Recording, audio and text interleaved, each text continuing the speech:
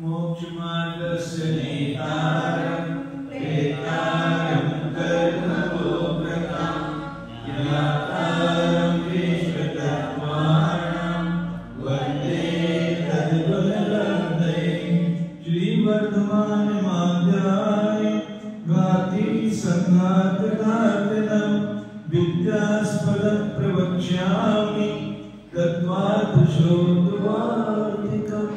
पंचपरमेश्वरी भगवान की देवादिदेवता श्री मुसलमान भगवान की परम पूज्य आचार्य श्री उमा स्वामी जी महाराज की परम पूज्य आचार्य श्री विद्यानंद स्वामी जी महाराज की परम पूज्य आचार्य श्री शांति सागर जी महाराज की परम पूज्य आचार्य श्री सनोती सागर जी महाराज की परम पूज्य आचार्य श्री रविंद्र सागर जी महाराज की परम पूज्य आचार्य गुरुदेव सुंदर सागर जी महाराज की गुरुदेव समंतभद्र स्वामी की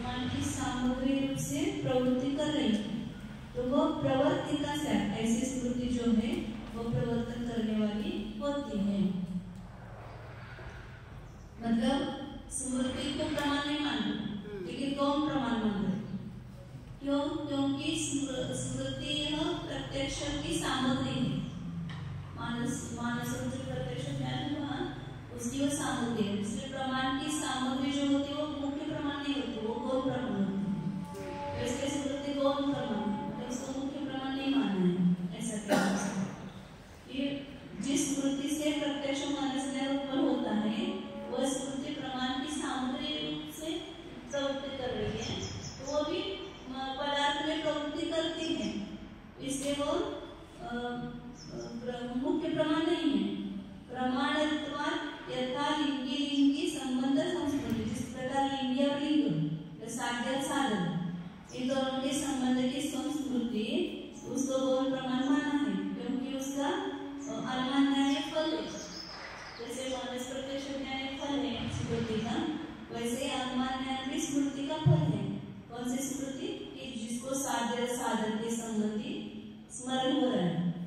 जहाँ जहाँ वहाँ पे अग्नि होती है, ऐसे उसको जो उनके संबंध का स्मरण हो रहा है, उसी को अनुमान ज्ञान की उत्पत्ति होती है। इसलिए उस संबंध की स्मृति जो है, जैसे अनुमान ज्ञान की उत्पत्ति में सामग्री है, इसलिए उसको गौण प्रमाण माना है। ऐसे यहाँ पर प्रत्यक्ष ज्ञान की उत्पत्ति में जो स्मृति सामग्री है, इसलिए उसको गौण प्रमाण माना, मुख्य प्रमाण मत माना, ऐसा उसका कहना है। इति आमु सामग्री मानवादी, सामग्री को प्रमाण कहने वाला, सामग्री मानवादी, प्रमाण की सामग्री को भी प्रमाण के गौण प्रमाण कहने वाले जो मतवादी है, उनका यह कहना है। तो आचार्य कह रहे कि तदपि असंगतम, उनका कहना भी वो संगत नहीं, बराबर नहीं है। क्योंकि ऐसा ये मानेंगे कि उन प्रमाण की सामग्री को, सामग्री होने से उसको गौण प्रमाण मानेंगे, तो मुख्य प्रमाण एक अनुमान ज्ञान ही हो जाएगा। लिंगिक ज्ञान से प्रसंगत, प्रत्यक्ष भी प्रमाण की अनुमान की सामग्री है ना, फिर उसको भी गौण मानो। स्मृति ज्ञान की सामग्री तो उसको जैसे गौण मानते हैं, ऐसे प्रत्यक्ष ज्ञान भी वो सामग्री होने से, अनुमान की सामग्री होने से भी गौण हो जाएगा। ये जो प्रमाण की सामग्री उसको गौण प्रमाण मान रहे ना, तो ऐसा कहना भी संगत है। इसलिए लिंगिक ज्ञान से वो प्रसंगत, केवल लिंगिक ज्ञान का अनुमान ज्ञान का ही प्रसंग आता है, ऐसा मानने पर प्रत्यक्षत्व क्षति है, प्रत्यक्ष पढ़ने की क्षति हो जाएगी, प्रत्यक्ष प्रमाण भी सिद्ध नहीं होगा, आपने माना है इसको। लिंग तत्फलाया स्मृति, जिस प्रकार साधन और साधन का जो फल है लिंग का ज्ञान, उसकी स्मृति को जैसे आपने गौण प्रमाण माना है, उसको स्वतंत्र प्रमाण नहीं माना है, ऐसे प्रत्यक्ष भी गौण प्रमाण होगा, वो भी मुख्य प्रमाण नहीं होगा।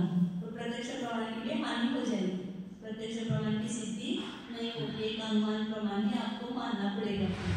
ऐसा भी मानेंगे तो ऐसे आपत्ति आती है। जिस स्मृति से प्रत्यक्ष रूप मानस ज्ञान अच्छा उत्पन्न हो जाता है, वही स्मृति प्रत्यक्ष प्रमाण की कारण सामग्री में वर्तती हुई प्रवर्तक मानी गई है। अतः प्रमाण की कारण सामग्री में पतित होने से स्मृति मुख्य प्रमाण नहीं है, किंतु गौण प्रमाण है। जिस ज्ञान की सामग्री में जो स्मृति पड़ी हुई है, उपचार से वह उसी प्रमाण रूप है। जैसे कि अनुमान द्वारा साध्य ज्ञान रूप फल को उत्पन्न करने वाली साध्य और हेतु के संबंध की अच्छी स्मृति मुख्य प्रमाण नहीं हो रही संति उपचारित प्रमाण है। प्रमाण की सामग्री में पड़े हुए ज्ञानों को मुख्य प्रमाण मानना आवश्यक नहीं है। इस प्रकार कोई सामग्री को गौण प्रमाण मानने वाली वादी कह रहे हैं। आचार्य कहते हैं कि इनका वह कहना भी असंगत है, क्योंकि यो तो अकेले अनुमान ज्ञान को ही प्रमाण बनने का प्रसंग होगा, प्रत्यक्ष को प्रमाण बना नष्ट हो जाएगा, क्योंकि प्रत्यक्ष तो अनुमान की सामग्री में पड़ा हुआ है।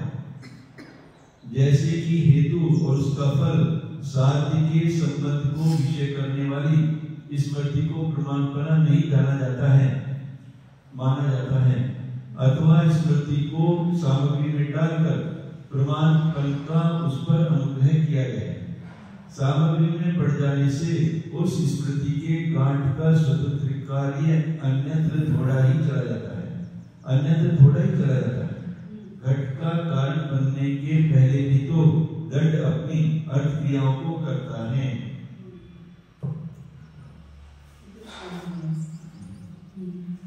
यस्याः स्मृतिः प्रत्यक्षं मानसं जायते सा तदेव प्रमाणम् तत्सामग्री अंतर्भूतत्वतः प्रवर्तिका स्वयार्थे यथा अनुमान फला संबंध स्मृति ही अनुमानम एवं इति। यस्याः स्मृतिः, जिस स्मृति का प्रत्यक्ष मानसं जायते, प्रत्यक्ष मानस में उत्पन्न होता है जिस स्मृति से, सा तदेव प्रमाणम, वह स्मृति वही प्रमाण है। तत्सामग्री अंतर्भूतत्वतः, वह प्रमाण की सामग्री के अंतर्भूत होने से प्रवृत्ति का वो पदार्थ में प्रवृत्ति कराती है। स्वार्थे यथा अनुमान फल संबंध स्मृति अनुमान है,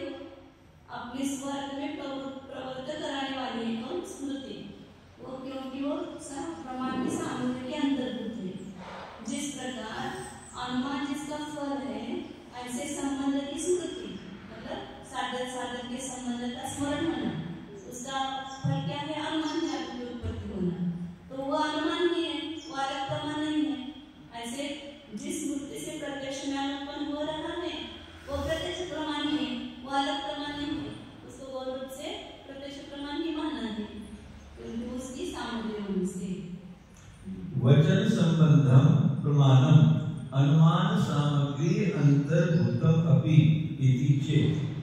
इसे वचन का संबंध प्रमाण अनुमान की सामग्री के अंतर्भूत होने पर भी अंतर्भूतम अपि इति चेत्। जैसे वो परार्थानुमान वाक्य होता है ना, उसको भी अनुमान कहते हैं क्योंकि वो अनुमान की सामग्री है। ऐसा वो दृष्टांत दे रहे तो आचार्य उसको वापिस उत्तर देते हैं। दो प्रकार के अनुमान, एक स्वार्थानुमान और एक परार्थानुमान। स्वार्थानुमान किसको कहते हैं कि जो स्वयं से साधन से साध्य का ज्ञान होता है, उसको क्या कहते हैं? स्वार्थानुमान। और जो दूसरों के वाक्य से उस वाक्य को सुन करके जो अनुमान होता है उसको परार्थानुमान। और वो सब उस वाक्य को, जिस वाक्य को सुन करके दूसरों का अनुमान हुआ, उस वाक्य को भी परार्थानुमान कहा है, लेकिन उसको उपचार से प्रमाण कहा है। तो ऐसे यहाँ पर भी स्मृति को उपचार से प्रमाण कहो, ऐसा वो कह रहे हैं।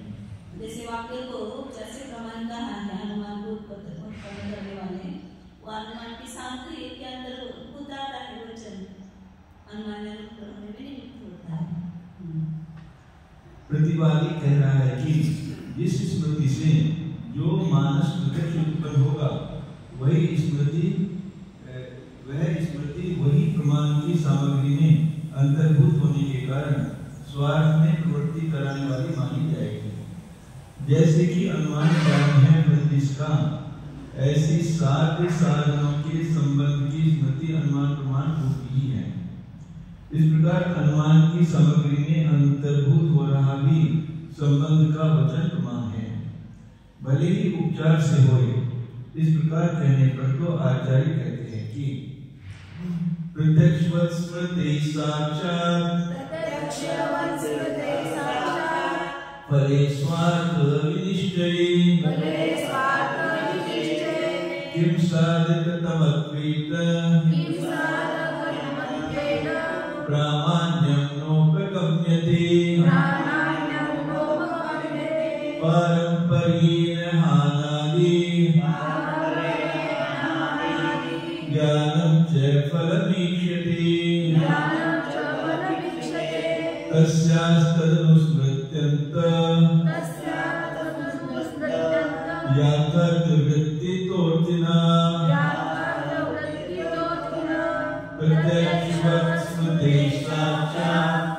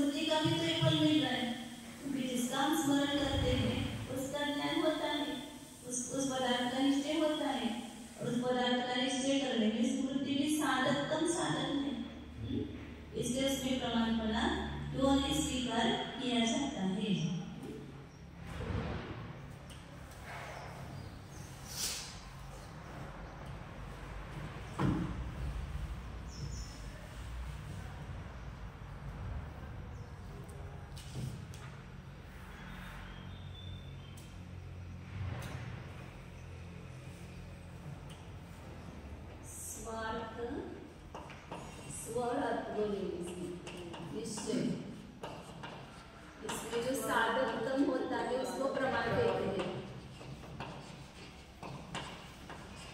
अतिशय रूप से साधन करने वाले, तो प्रत्यक्ष में ये फल मिल रहा है, प्रत्यक्ष से जानते तो उस पदार्थ के बारे में निश्चय होता है, तो स्मृति में भी तो एक फल मिल रहा है, क्योंकि स्मृति भी जिसके बारे में हम स्मरण कर रहे हैं, तो उसका निश्चय होता है, उसको अर्थ का निश्चय में वो साधक तब है। फिर इसको तो अप्रमाण मान रहे हैं, इसको तो नहीं मान रहे प्रमाण स्मृति को, क्योंकि उसका भी तो अपने स्वार्थ के निश्चय करने में साधक कमपना है। और इसका परंपरा फल क्या है? ये साक्षात फल है।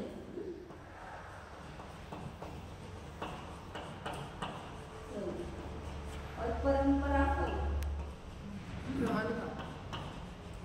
हानि का त्याग और हित का ग्रहण आदान, मुझे हित अहित का त्याग, प्रत्याग, इसको ही बोलते हैं हानि, इसको बोलते हैं उपादान और मध्यस्थ समता का होता है। ये तीन फल परंपरा से माने, मतलब जैसे हम पदार्थों को पहले निर्णय करते हैं, फिर ये पदार्थ हमें अनिष्ट है ऐसा मान करके इसको छोड़ देते हैं, या ये पदार्थ हमें इष्ट है ऐसा मान करके उसको ग्रहण करते हैं, या इष्ट अनिष्ट दोनों भी नहीं है तो उसके प्रति समता भाव लेते हैं, मध्यस्थ भाव लेते हैं। तो ये प्रमाण का परंपरा फल है, हान, उपादान और उपेक्षा। उपेक्षा मतलब मध्यस्थ भाव। वे सब फल तो मिल गए स्मृति के साक्षात फल भी मिल रहा है, और स्मरण करके हम उस पदार्थ को छोड़ देते हैं जो अनिष्ट है, जिसको इष्ट है उसको ग्रहण करते हैं, तो ये सब फल उसको मिल रहे हैं। पारंपरेण अनादि ज्ञान, परंपरा से हानि इत्यादि का ज्ञान होना, ये छोड़ने योग्य है, ग्रहण करने योग्य है या उपेक्षा करने योग्य है। ये विफल क्षति, ये विफल स्मृति का माना जाता है, क्योंकि तस्याः तत् अनुस्मृत्यन्त यथार्थ वृत्तितः अर्थिनः, जो आर्थिक पुरुष होता है वो स्मृति के अनुसार उस पदार्थ के लिए यथार्थ प्रवृत्ति करता है। तद अनुस्मृत्यन्त, अनुस्मृति में जो प्राप्त हुआ पदार्थ है उसकी यथार्थ रूप से उपलब्धि होती है। हमने वहाँ पर वो रखा नहीं, वो की चीज उस उस कपाट में पुस्तक है, अब हमको पता है तो हम चाहेंगे तो तुरंत मिलेगा वो पुस्तक, तो हमारे स्मृति के अनुसार वो पदार्थ में प्रवृत्ति हो, मेरे स्मृति में मिला, तो इसलिए आपको नहीं मिल रहा है। तो स्मृति के अनुसार यथार्थ पदार्थ में प्रवृत्ति होती है आर्थिक को, इसलिए स्मृति को प्रमाण मानना चाहिए। प्रत्यक्ष के समान स्मृति का भी अव्यवहित फल जब अपना और अर्थ का विशेष निश्चय करना नियत हो रहा है, तो फिर स्वार्थ की प्रवृत्ति करने में प्रकृष्ट उपकारक होने के कारण, आपने ये कौन कहाँ रखी है भैया शास्त्र के ऊपर, बहुत सोचते ना बोले, नहीं बताना चाहिए, बहुत सोचते नहीं बोला, बताना चाहिए, ये बोला शांति से परिणाम खराब होता है। प्रत्यक्ष के समान स्मृति का भी अव्यवहित फल जब अपना और अर्थ का विशेष निश्चय करना नियत हो रहा है, तो फिर स्वार्थ की प्रवृत्ति करने में प्रकृष्ट उपकार होने के कारण प्रत्यक्ष को जैसे प्रमाण कहा जाता है, उसी के समान स्वार्थ के निश्चय कराने में कारण होने से स्मरण को प्रमाण करना क्यों नहीं स्वीकार किया जाता है? और परंपरा से उस स्मरण ज्ञान के फल भी प्रत्यक्ष के फल समान हे का परित्याग करना, उपादेय का ग्रहण करना, उपेक्षा करना आदि या तद्विषय ज्ञान होते हुए देखे जा रहे हैं, क्योंकि अर्थ की अभिलाषा रखने वाले जीव की उस स्मृति के अनुसार स्मरण के भीतर आए हुए अर्थ में यथार्थ रूप से प्रवृत्ति हो रही है। आंखों को मीचकर या अंधेरे में भी जीव स्मरण द्वारा अभिष्ट पदार्थ की प्राप्ति और अनिष्ट पदार्थ का परित्याग कर देते हैं। उसको याद है वो बराबर अंधेरे में भी जाकर केवल उसको लेके रहना। ततः न योगः अपि स्मृतेः अप्रमाणत्वं समर्थयितुम् ईशः प्रत्यक्षादि प्रमाण रूपत्वं वा यथा उक्त दोष अनुसंगात। इसलिए योग आप हाथ रख रहे हो ना किताब के ऊपर, ग्रहण जरूरी है क्यों? वहां पर सामने बैठ जाए, उतरो वहां से, नीचे बैठ सामने जाके, चलो उठो वहां से, सामने जाके बैठो, पाटा ले लो।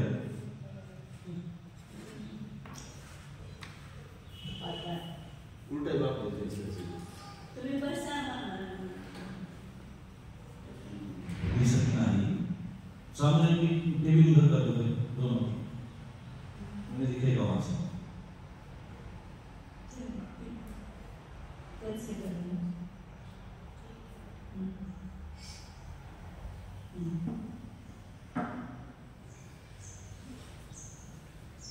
इसलिए योग अपि स्मृतेः अप्रमाणत्वं समर्थितुं न ईशः। जो योग वैशेषिक है, न्यायिक है, वो भी स्मृति को अप्रमाणपना सिद्ध करने की समर्थ नहीं है। प्रत्यक्षादि प्रमाण रूपत्वं वा, अथवा प्रत्यक्षादि प्रमाण रूपना उसमें सिद्ध करने में भी समर्थ नहीं। उसको अप्रमाण भी सिद्ध नहीं कर सकते और स्मृति को प्रत्यक्ष रूप भी सिद्ध नहीं करने में समर्थ नहीं है, क्योंकि ऊपर जो बताए हुए दोष का प्रसंग आता है। इस कारण नैयायिक और पातंजल मति भी स्मृति के अप्रमाणपन का समर्थन करने के लिए प्रभुत्व नहीं है, अथवा स्मृति को प्रत्यक्ष अनुमान आदि स्वरूप भी नहीं सिद्ध कर सकता है। अर्थात आवश्यक माने गए प्रत्यक्ष आदि प्रमाणों में स्मृति का अंतर्भाव नहीं हो सकता है, क्योंकि पूर्व में कहे अनुसार दोषों का प्रसंग होगा। यहाँ तक स्मृति ज्ञान को न्यारा प्रमाण साधकर मति ज्ञान को सिद्ध कर दिया गया है। अब विज्ञान का विचार चलाते हैं। स्मृति को सिद्ध क्या करते विज्ञान मति स्मृति संज्ञा प्रतिविज्ञान को भी अलग प्रमाण नहीं मानते लोग, मतलब प्रतिविज्ञान को प्रमाण नहीं मानते, समझो, तो उसको सिद्ध करते हैं प्रतिविज्ञान के प्रमाण। प्रतिविज्ञाय च स्वार्थ वर्तमानो यथोर्थभाग मतं तत् प्रतिविज्ञानं प्रमाणं परमन्यथा। प्रतिविज्ञाय च स्वार्थ वर्तमानो यथोर्थभाग मतं तत् प्रतिविज्ञानं प्रमाणं परमन्यथा। प्रतिविज्ञान किसको कहते हैं कि पूर्व का स्मरण और वर्तमान में प्रत्यक्ष, इन दोनों से जो जोड़ो तीसरा ज्ञान उत्पन्न होता है। प्रत्यक्ष भी नहीं और स्मृति भी नहीं, इन दोनों का जो जोड़ो, दोनों में एकत्व या सदृशता को स्थापित करने वाला जो ज्ञान उत्पन्न होता है उसको क्या कहते हैं? प्रतिविज्ञान। तो इसे प्रतिविज्ञान एक स्वतंत्र प्रमाण है, वो प्रत्यक्ष भी नहीं और स्मृति भी नहीं है। तो स्व अर्थम प्रतिविज्ञान, अपने अर्थ का प्रतिविज्ञान करके वर्तमान का प्रवृत्ति करने वाला पुरुष जिस कारण से अर्थ भाग उस पदार्थ को प्राप्त करता है, पदार्थ का भागी होता है, जो पदार्थ को प्राप्त करता है। तो जैसे अभी हमने जाना कि ये सीमा दी है, तो प्रतिविज्ञान से जाना ना, पहले का स्मरण हुआ, आगे आप आगे ये वो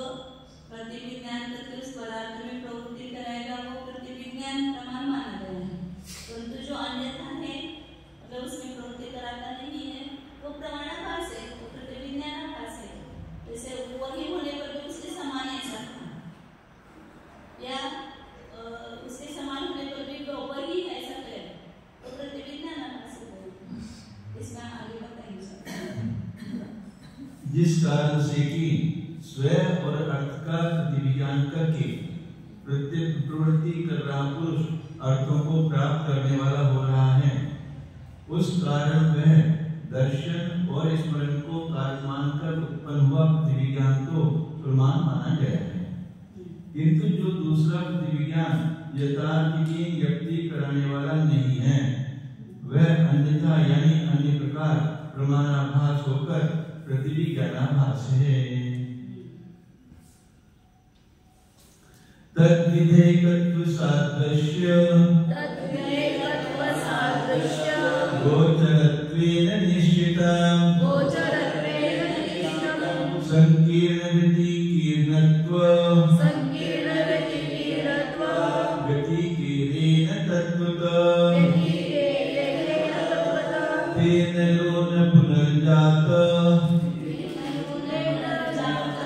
मदनाकुरगोचरम् सादृश्य प्रतिविज्ञानम् प्रमाणं नैकतात्मनि एकत्व गोचरं च स्यात् एकत्वे मानमञ्जसा न सादृश्ये यथा तस्मिन् तादृशोऽयमितिग्रहः तद्विधेयकत्व सादृश्यो गोचरत्वेन निश्चितं संकीर्णव्यतिकीर्णत्व व्यतिरेकेण तत्त्वतः तेन लोन पुनर्जात मदनाकुरगोचरं सादृश्य प्रतिविज्ञानं प्रमाणं नैकतात्मनि एकत्वगोचरं च स्यात् एकत्वे मानमञ्जसा न सादृश्ये यथा तस्मिन् तादृशोऽयमितिग्रहः। तद्विधा वो प्रतिविज्ञान दो प्रकार का है। एकत्व सादृश्य गोचरत्वेन निश्चितम्, एकत्व और सदृशता को विषय करने रूप से निश्चित है। यह दो प्रकार का प्रतिविज्ञान बताया है। ऐसे अनेक प्रकार का प्रतिविज्ञान एकत्व और सादृश्य, एकत्व प्रतिविज्ञान और ऐसे तीन दिए उसमें, एकत्व सादृश्य और वैसादृश्य, और ऐसे अनेक प्रकार का है।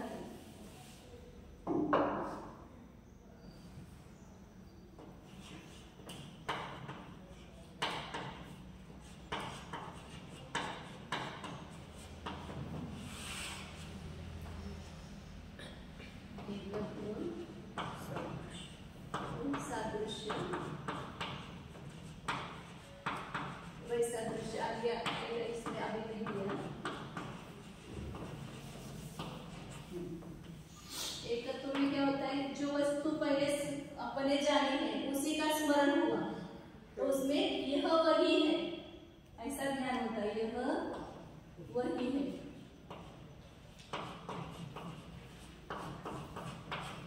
इसको एकत्व प्रतिविज्ञान करेंगे। अब पहले एक वस्तु की स्मरण आ रहा है, उसके समान वो दूसरी वस्तु है, यह उसके समान है, यह उसके समान है।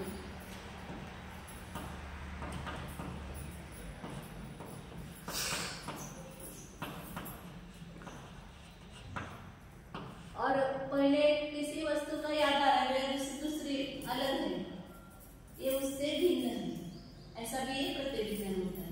तो उसका स्मरण आ रहा है, जैसे किसी दूसरे का स्मरण हो गया तो उसके समान ही नहीं है।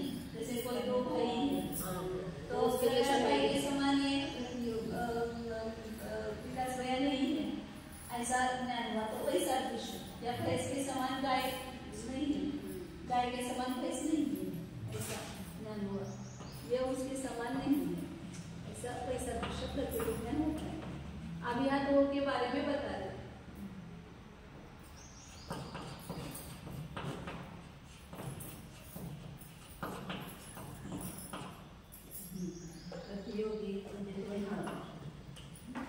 अनेक भेद है इसके। अब यहाँ पर तो क्या बताया, बिना एकत्व सादृश्य, एकत्व और सादृश्यता को विषय करने से प्रतिविज्ञान जो है उसका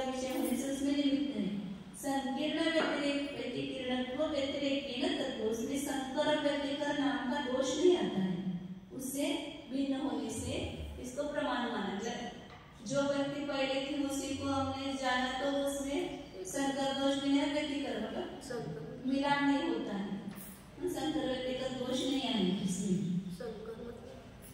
संकर मतलब होता है अनेक धर्मों की एक साथ प्राप्ति होना, उसको संकर दोष बोलते हैं। और परस्पर विषय गमन, एक का दूसरे में, एक का विषय दूसरे का मानना, दूसरे का विषय इसका मानना, ऐसा उसको परस्पर विषय में गमन करना, ये व्यतिकर दोष है। ये दोनों भी इसमें नहीं आते।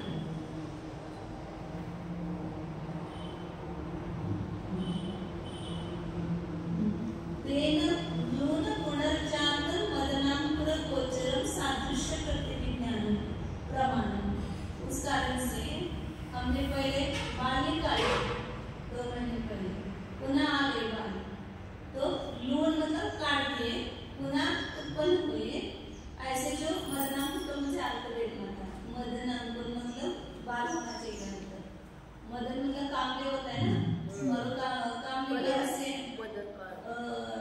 बाल मतलब ये जो है एक कामले को पैदा करने वाले हैं, इसलिए वहाँ पर बाल और मदनांकुर का अर्थ हो गंधक बात, इसलिए काटने के लिए बोलते हैं ना, ब्रह्मचर्य लिया तो के बात को निकालना, तो इससे काम निकाल की उत्पत्ति होती है, इसलिए उसको बाल को निकालते हैं।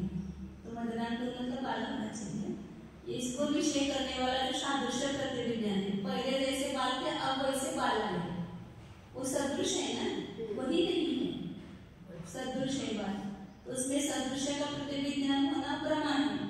या कभी वैसे भी पहले मेरे बहुत बड़े बाल थे, बहुत छोटे आ गए, तो पहले जैसे नहीं है, ऐसा वैसा सदृश का विज्ञान न एकता नहीं, उसमें एकत्व स्वरूप का ज्ञान हुआ तो प्रमाण नहीं है। मतलब पहले के बाल अलग थे, अब आए हुए बाल अलग है ना, वे बाल नहीं है, और उस सदृशता में आप एकत्व का ज्ञान करेंगे तो वो प्रमाण नहीं है। और एकत्व गोचरम स्यात् एकत्वे मानम अंजसा न सादृश्य, और एकत्व में ही एकत्व को विषय करने वाला ज्ञान है, जो वस्तु पहले यही वो चौक है, इसीलिए इसका ज्ञान है। तो ये कौन सा होगा, एकत्व प्रतिविज्ञान। तो इसमें यदि सदृशता का ज्ञान हो जाए तो फिर वो गलत है, एकत्व में एकत्व का ज्ञान होना वो प्रामाणिक है, न सादृश्य, सदृशता में एकत्व का ज्ञान नहीं होना चाहिए, सदृशता में एकत्व का ज्ञान नहीं होना चाहिए। बाल सदृश है, पहले ही ये बात, वो तो काट कर दिए, फेंक दिए, जल गए, क्या भी हो गया उसका, ये अभी दूसरे बाल आ गए। तो सदृशता में एकत्व का ज्ञान प्रमाण नहीं है, और एकत्व में सदृशता का ज्ञान प्रमाण नहीं है। यथा तस्मिन् तादृश अयम् इति ग्रहः, उसी में उस प्रकार का है, वही व्यक्ति है और कह रहे हैं उस प्रकार का है। अब जैसे देवदत्त ही है और इसको कहेंगे कि देवदत्त के समान है, तो ये प्रमाण नहीं है, एकत्व में सादृश्य का ज्ञान प्रमाण नहीं है, और सादृश्य में एकत्व का ज्ञान भी प्रमाण है। सदृशता में सदृशता का ज्ञान हो और एकत्व में एकत्व का ज्ञान हो तो प्रतिविज्ञान सही है, उसे परपरात्मिक प्रवृत्ति होती है। वह प्रतिविज्ञान भी 2 प्रकार का है। पहला तो भूत और वर्तमान काल की पर्यायों में रहने वाले एक पद को विषय करने वाला रूप से निश्चित हो रहा एकत्व प्रतिविज्ञान है, और दूसरा दृष्ट और दृश्यमान पदार्थों में सादृश्य को विषय करने वाला पन से निर्मित हो रहा सदृश प्रतिविज्ञान है। यह प्रतिविज्ञान अनेक धर्मों की युगपत प्राप्ति हो जाना रूप शंकर दोष, अनेक धर्मों की युगपत प्राप्ति हो जाना रूप शंकर दोष और परस्पर विषयों में गमन करना रूप व्यतिकर दोष से दूर रहने के कारण यथार्थ रूप से ठीक उसी वस्तु की व्यक्ति को करा देता है। इस कारण काट दिए गए किंतु पुनः उत्पन्न हो गए ऐसे केश, नख ये जातम अदनाकुर नहीं, अदन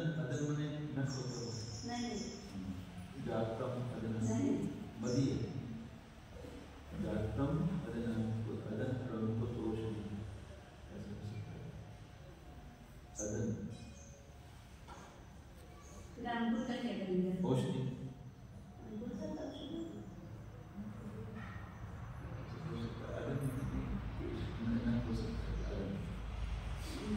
फिर बाल के लिए क्या सकता है? हाँ? बाल के लिए क्या सकता है? नहीं काटने के लिए हो ना ये। अच्छा लोन तेल लोन पुनर्जाता उनके काटने पर पुनरुत्पन्न हो गई अदन इसमें देखिएगा तो बात करेंगे पढ़िएगा। ऐसे केश नख औषधि आदि को विषय करने वाला सादृश विज्ञान उनके एक बल स्वरूप को जानने में प्रमाण नहीं है। अर्थात काटे जा चुके पीछे नए दूसरे उत्पन्न हुए केशों को कतरने के लिए कैंची की समर्थता का प्रसन्न होने पर ये वे ही केश हैं जो एक मास पहले कतरे थे। यो परामर्श हो जाता है। अदन का तो केवल खाना है उसमें। दूसरा कुछ नहीं। किंतु विचार किया जाए तो वे पहले केश तो कूड़े में पड़कर धूले पर पहुंच चुके हैं।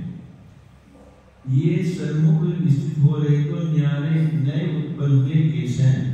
अतः इन्हें सदृश बने का प्रतिविज्ञान तो ये उनके सरीखे हैं, ठीक है, किंतु वे ही ये केश हैं, यह प्रतिविज्ञानाभास हैं।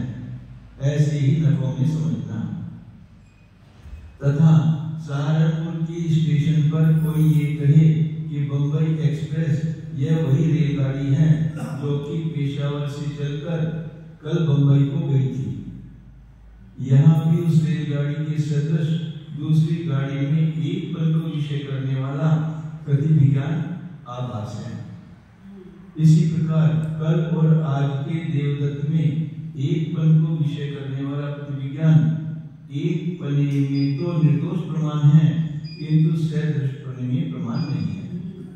जैसे कि तीसरे दिन के उसी सूर्य में यह उसके सदृश है, ऐसा ग्रहण करा प्रतिविज्ञानाभास है। तीसरे दिन का वही सूर्य आता है ना, दूसरे दिन दूसरा सूर्य आता है, तीसरे दिन वही सूर्य आता है जो प्रदक्षिणा करते हैं। सूर्य दो सूर्य दो चंद्र एक सूर्य यहाँ से यहाँ जाता है, दूसरा सूर्य वहाँ से उधर आता है, फिर दूसरे दिन वो सूर्य उगो होता है दूसरा सूर्य, फिर ये वापस उधर से जाकर के तीसरे दिन वही सूर्य है। वो उसमें यदि सादृश करेंगे तो प्रतिभास हो जाएगा। और ये बोलते एकत्र करना भावार्थ युगल पैदा हुए दो समान लड़कों में उसी को उसके सदृश और दूसरे सदृश को वही कहना सादृश्य प्रतिविज्ञानाभास है। जैसे राम और श्याम दो थे, राम को पहले देखा था, अब श्याम को देखा, तो ये उसके समान है, ये तो बराबर है, लेकिन ये वही राम है, ऐसा क्या हो गया? आभास हो गया।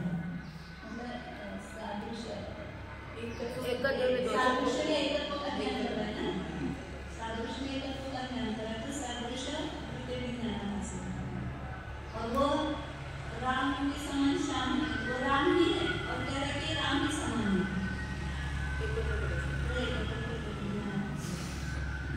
और एकत्व प्रतिविज्ञानाभास है।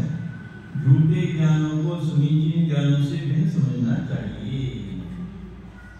न ही एवं सादृश्य एकत्व प्रतिविज्ञानयोः संकर व्यतिकर व्यतिरेकः लौकिक परीक्षकयोः असिद्ध अन्यत्र विभ्रमात्।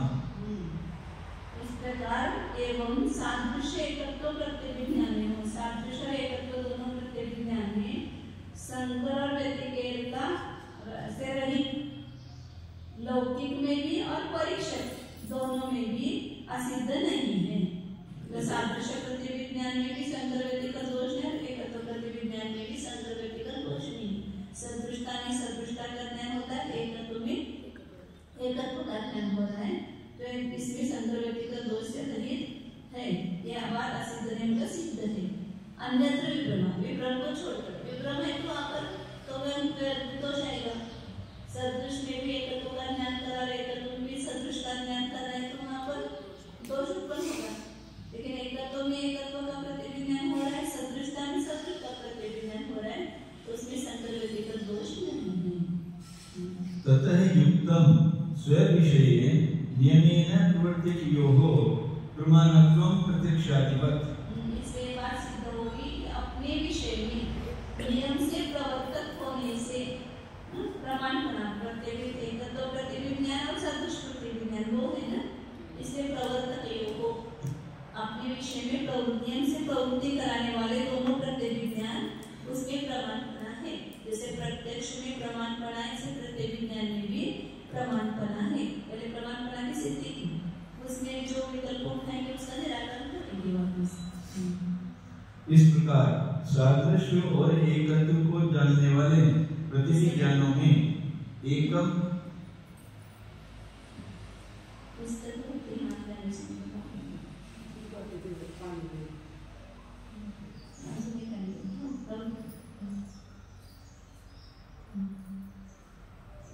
इस प्रकार सादृश्य और एकत्व को जानने वाले प्रतिविज्ञानों में एकम एक हो जाना या कुछ धर्मों का परस्पर बदल जाना रूप इन दो दोषों का रहितपना लौकिक और परीक्षक जनों को असिद्ध नहीं है।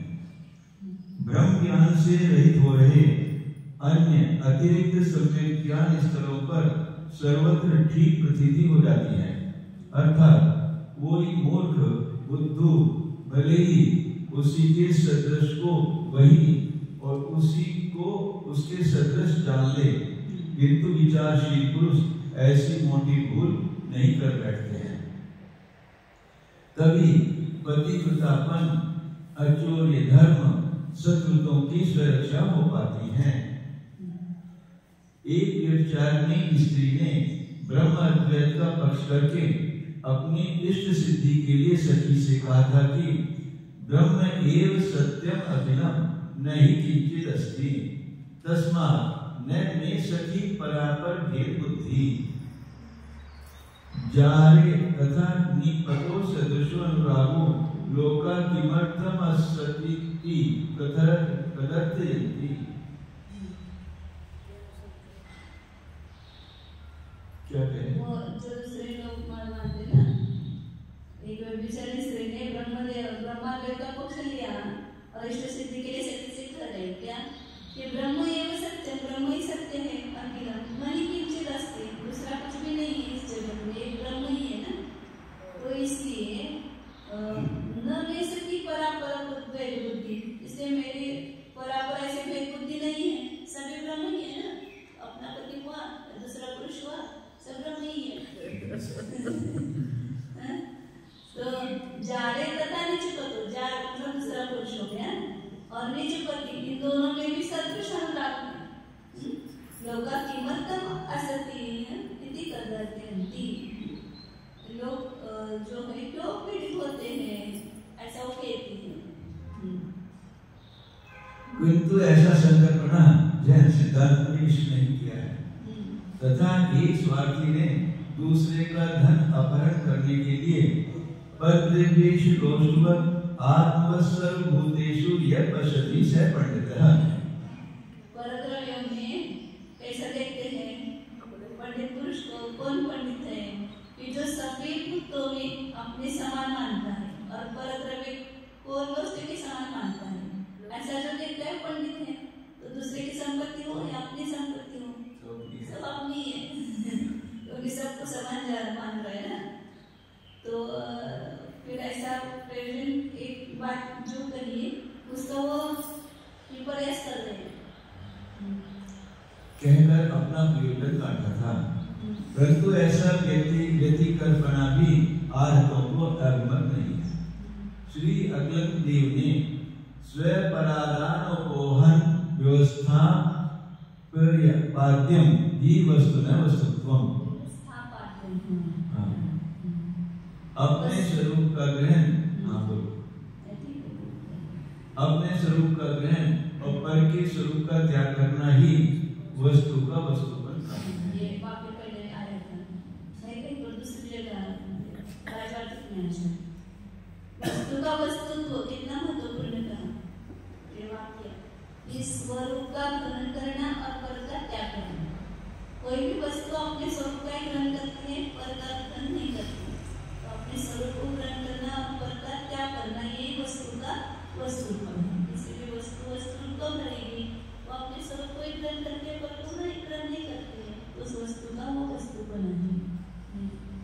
इस कारण अपने अपने विषय में नियम से प्रवृत्ति कराने वाले दोनों पृथ्वी ज्ञानों को प्रत्यक्ष, अनुमान आदि के समान प्रमाण करना युक्त है। प्रवर्तक पन का अर्थ तो प्रवृत्ति करने योग्य विषय को प्रदर्शित कर देना मात्र है। प्रमेय में प्रवृत्ति होना तो इच्छा, पुरुषार्थ, योग्यता आदि के अनुसार पीछे होती रहेगी या नहीं भी हो, ज्ञान इसका उत्तरदायी नहीं है।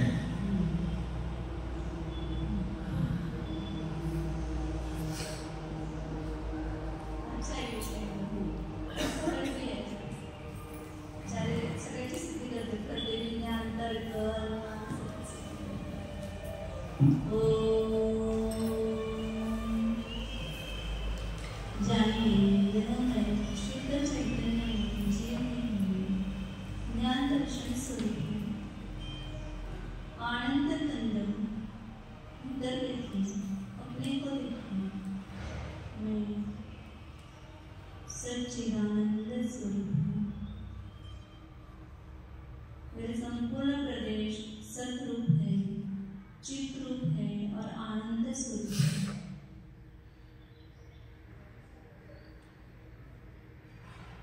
चित स्वभावाय भावनाय, मैं हूँ और मैं चैतन्य स्वरूप ही हूँ, ऐसा भीतर प्रतीति करो। सच्चिदानंद स्वरूप ज्ञान